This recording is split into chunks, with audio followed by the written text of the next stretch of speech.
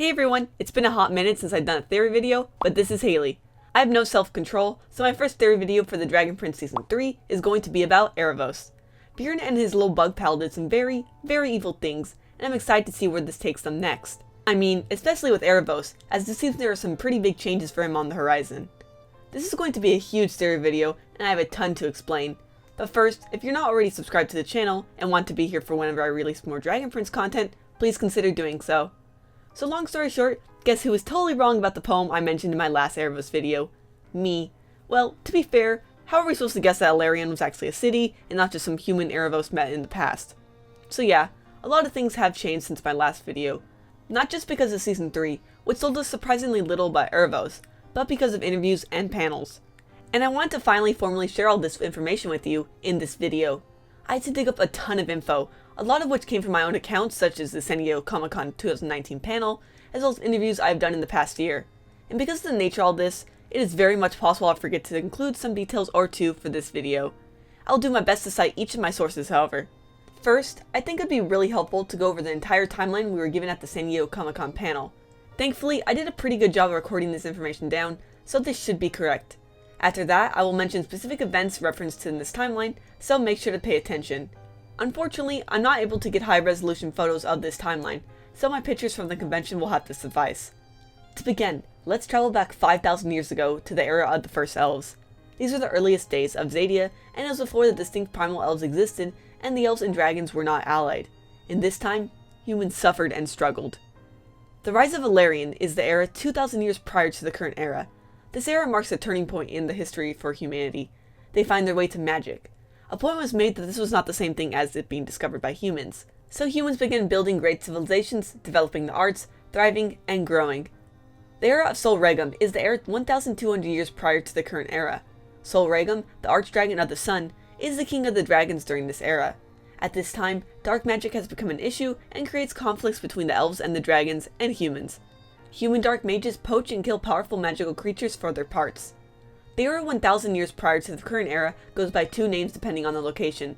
In the east, it is the era of Luna Tenebris. Luna Tenebris, the archdragon of the moon, is the queen of the dragons during this time. She began ruling after Sol Regum, which as we see in Season 3 Episode 1, was probably soon after he became blinded to Desired. She makes the decision to spare humans, but banish them to the west for all their misdeeds on a day that would become known as Judgment Under the Half Moon. This is depicted in Episode 1, where at the same time we see Aaravos, as well as a few other types of elves. In the west is an era known as the Mage Wars, where humans began settling the western side of the continent. Powerful mages began rising as warlords, battling for resources and land. This goes on for centuries until the 5 human kingdoms began taking shape over the decades and centuries. The era 300 years prior to the current era is the era of Avizandum, which is when a few key events take place. Avizandum is Thunder's real name. He is the archdragon of the sky and king of the dragons during this era. This era is depicted with the humans and elves at war, with Thunder guarding the border. We can also see Queen Aditi, who I'll talk more about later. The first key event in this era is the Fallen Star, and we're left to speculate on that. The other event is the Orphan Queen, referring to the first royal ancestor of Harrow and Ezran.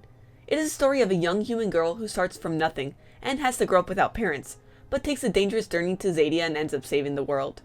The era the show's timeline currently takes place in will one day view history being known as the Return of Aaravos. We also learn more about a man by the name of Sir Phineas Cursed, who lived during the era of Sol Regum. He traveled the world with a young elven professor named Delilah Geel. Delilah Geel published the Lost Secrets of Xadia. Phineas was known as one of the luckiest humans ever, but always stayed positive and resilient.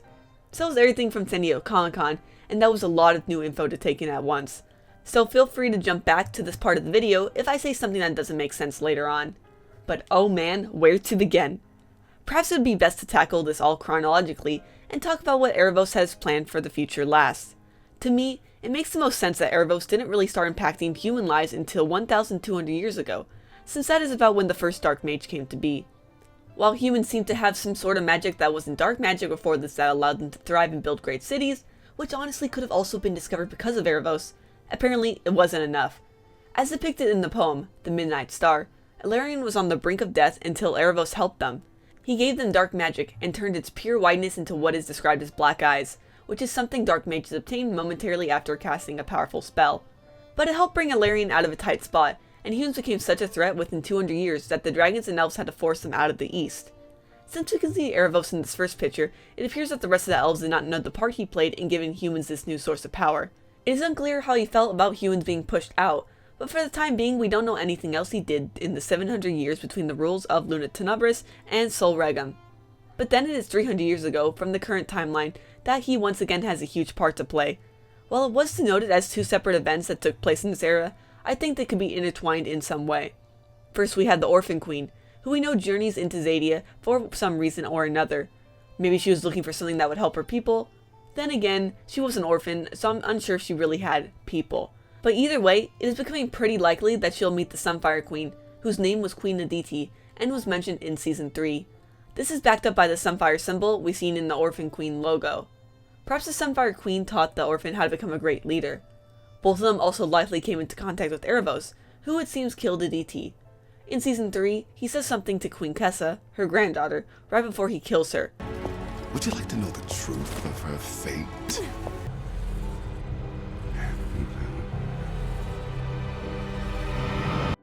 Obviously, we don't know what he said yet. Something very similar may have happened with Aditi as it did with Kessa, since Aaravos calls Kessa's situation ironic. Or her arrogance is what caused her to slip up as well. But I'm excited to learn more about what he said. So anyways, one thing leads to another, and the Orphan Queen becomes Queen of Katalis, and is the reason why only orphans can ascend to the throne. But her saving the world and the likely death of Queen Aditi probably did not please the elves, and this time they knew Aaravos was to blame. This leads to the fallen star, and Aaravos being put into the mirror by thunder. Oh, and I should note that it was recently confirmed in the recent AMA with the creators that Sunfire elves can live a very long time, explaining how Janai and Kessa are only the granddaughters of Queen Aditi, despite this event taking place over 300 years ago. Perhaps the ones with healing powers help all the other elves of their type age slower. But we can actually make a claim for Aaravos befriending the orphan. On Aaravos' birthday, we got some new information about him.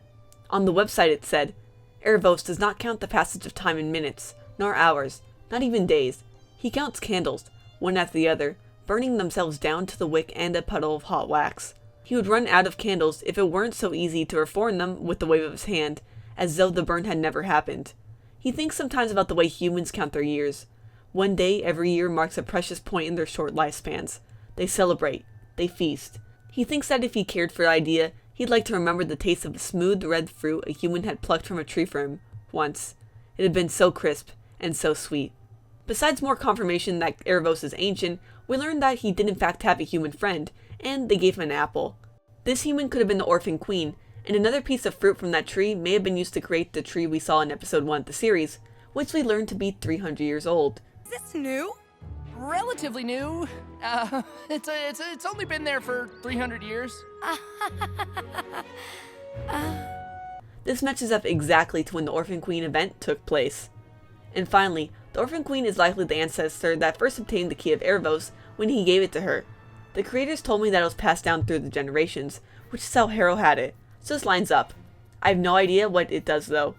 So I made like a video about Aaravos recently, speaking of him, and one thing that I talked about a little bit was the key of Aaravos. And I was just wondering, when I made that theory, I was wondering like, how did Harrow have that, or not have it, but how did he even know about Aaravos? Did he know, like how much does he know about him? Or, because Viren didn't seem to know anything. Do you want to know the answer? You're the first person to ask that. I will tell you if you want to know. My viewers would be happy to know. Okay. The key was passed down to him, and a lot of its significance has been forgotten. One of his ancestors knows the importance of the key. Yeah. Awesome. It's a very specific, very cool story. We have a story about for that. this ancestor. Yeah. Oh, is it the one that we saw a painting of, or? I don't. No, it is not. Different? Oh. No, yeah. It's a female A ancestor. female ancestor. Oh, awesome. When the Orphan Queen gave Aaravos an apple, it could be seen as a symbol of accepting him, just as Zyre did hundreds of years before. Although, with the track record Ezran and his ancestors have on being just and very intelligent, the Orphan Queen might have seen through Aaravos' games, and ultimately could have been the one, with the help of Avazandum and some other elves, to imprison him. Surely her getting Aaravos locked up would qualify as saving the world. But all of that is in the past, and now it's time to speculate on what Aaravos has in store for the future, which honestly has a lot of references to the past, so there are really some things you can't escape here. From what we can glean off of what he said in Season 3, Aaravos wants to conquer Xadia, and when I say wants to, I mean he really wants to. Like, he didn't really even give Viren an option of what the plan was. No, my goal is a bright future for humanity. Right. And this bright future will require us to conquer Xadia. But will this get him? Well, the creators told me that he wants to be worshipped by humanity. I think he's complicated. I mean, I think there's a part of him that is kind, that is generous, that is giving. And I think there's a part of him that is arrogant and desiring to be, worshipped and revered. I think he's very complicated. So that may be his end goal, and he thinks the only way to do that is through getting rid of the elf problem. And for a long time, the elves and dragons have been allied, and together they make an almost unstoppable force. Which is why I'm going to present the radical idea that Aaravos may have actually wanted the humans to get banished to the west. There may have been less magical creatures over there, but it would give them time to become more powerful as they would have a lot less competition with elves. Although I don't know how successful that was, as this resulted in the Mage Wars, which seemingly got rid of most dark mages. We know that from the same AMA, there are still a few left besides Viren and Xadia, but they are very rare. Then, the second time around with the Orphan Queen, it resulted in him getting imprisoned in the mirror, which he got really lucky that somehow Viren, a dark mage, was able to drag that out of the dragon's lair. However, there's also the idea that everything we have ever seen in the show, and almost everything in the timeline, was planned out by Aaravos. From the Judgment Under the Half Moon, to the Mage Wars, to the famine that drove Durin to ask for help and eventually what killed Sarai and made Harrow and Viren seek revenge, to finally Viren finding the mirror that is holding him. Star magic has to do with divination, which means seeing into the future. Combine that with the fact that he can almost live forever, and we have the potential for Aaravos to become a master planner of unmatched skill. I would like to believe that Aaravos isn't quite that perfect for all this to be planned out so well, but the show is painting him out to be some sort of godlike figure, so I can see this being the case. And even then, I would like to think that humans wouldn't immediately go on to worshipping him again if he tries to make it seem like he is helping them out by getting rid of the elf problem. Sure, Viren is playing right into his hands, but I would like to think that most of the other main characters are smarter than that. Of course, none of our main characters know about Aaravos yet, so maybe he could get them on his side if he plays his cards right, and ultimately, they'll end up freeing him from his prison. But I mean, he might come out of that cocoon as some freaking looking moth or butterfly, so it's hard to say. Or maybe this cocoon is his way of escaping the prison. Aaravos in the Mirror was a fun time, but despite being a beautifully decorated place, it is still a prison. Either way, the human kingdoms are severely weakened after the big battle at the end of the third season. If Aaravos manages to take control of Xadia, who says he won't try and conquer the human kingdoms next? Perhaps the only reason he sided with the humans is because he wanted to get as much power as possible, and the humans are much easier to exploit, and have so much potential waiting to be unlocked. But we do know that there's also a kind side to Aaravos, so it's hard for me to totally be certain that he would go that far and not just be satisfied with humanity obtaining the power he thinks it deserves. I do think that there is a possibility that Aaravos will no longer need Viren after emerging from the cocoon, or he will be able to do a lot more now on his own.